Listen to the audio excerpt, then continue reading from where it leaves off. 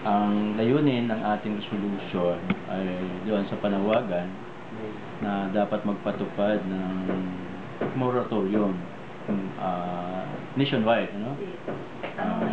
Doon sa mga demolition at banta ng demolition sa mga maralitang lungsod. Nasaan ang kalooban ng pamahalaan na ito para sa mahihirap? Sinasabi nila, kung walang korupsyon, walang mahirap, puro korupsyon! Napakalaking halaga ang nawawala sa pork barrel.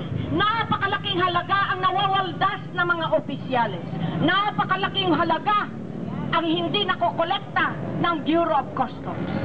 Pero walang pera para ibigay na tulong sa ating mga maralitang tagalungsod. Sa mga nanay at iba pang mamamayan mula sa iba't ibang mga komunidad na nasa ilalim ng banta ng demolisyon. Tayo po ang unang-unang magpapatunay sa kahungkagan at kawalan ng saysay ng mga pananalita ni Pangulong Benigno Aquino, lalo na nung nakaraang SONA.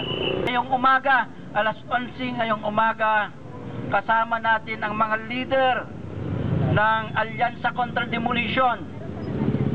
Ito yung kagyat na ating panawagan na dapat magpatupad ang gobyerno ni Noynoy Aquino ng pambansang moratorium sa mga demolition sa lahat ng mga komunidad sa ating bansa.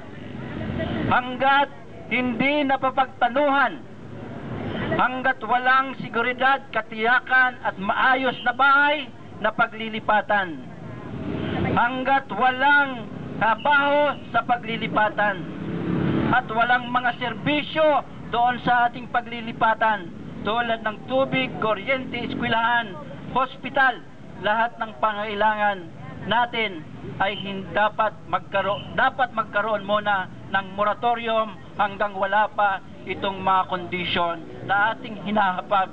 At ito ay tungkulin ng gobyerno. At ito ay nasa batas na dapat ay sinusunod mismo ng gobyerno.